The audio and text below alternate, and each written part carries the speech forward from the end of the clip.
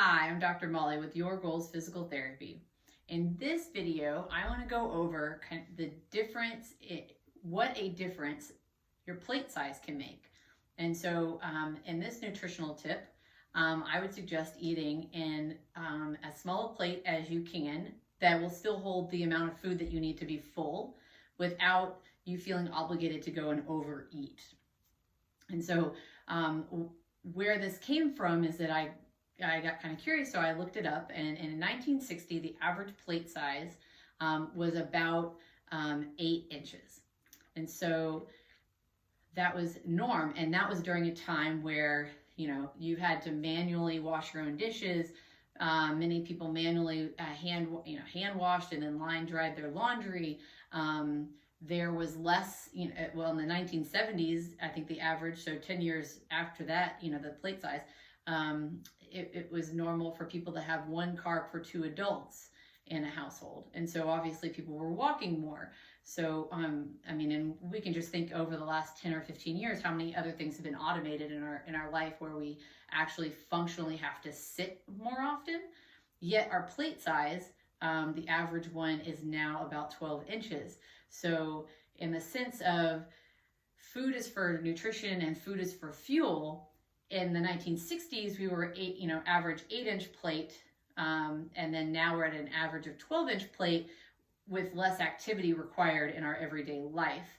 So there's a little bit of disparity there. But now that we've gotten used to these big plates, how do we then kind of whittle that down so we're eating a little bit less and still feeling full? And so I actually have 2 different plate sets at my house. And so just to show you, some differences.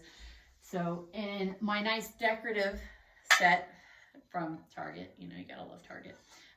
This is the salad plate, which is 6.5 inches. And this is the dinner plate, which is 7.5. And so there's only an inch worth of difference between the two.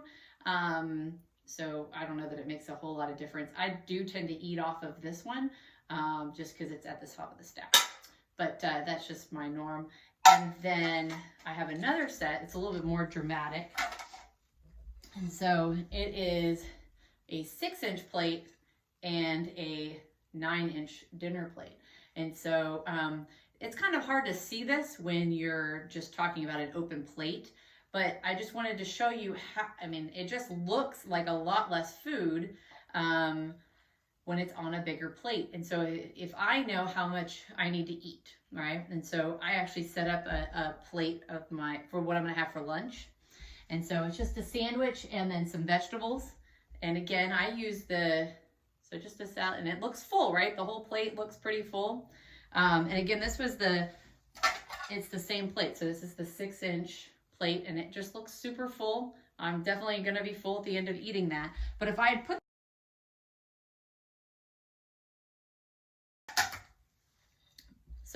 put that same sandwich on the 9-inch plate, I just see all this extra space, and I'm gonna feel obligated to fill in all that extra space with something, right? It's just too sparse. I'd either have to separate the vegetables out or whatever, just to make it look like I have enough food on there.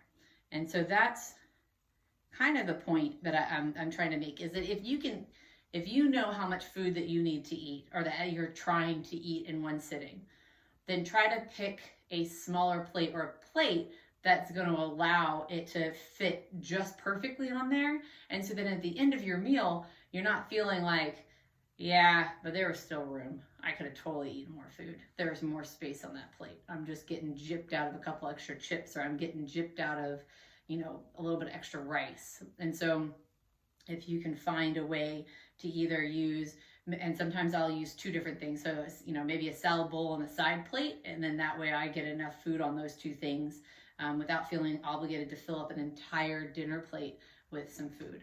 So I hope that kind of makes sense, and that the trick helps you reduce just the urge to eat so much you're just bloated and overstuffed. That's kind of what I'm trying to avoid with this tip. So I hope that helps. You have a great day.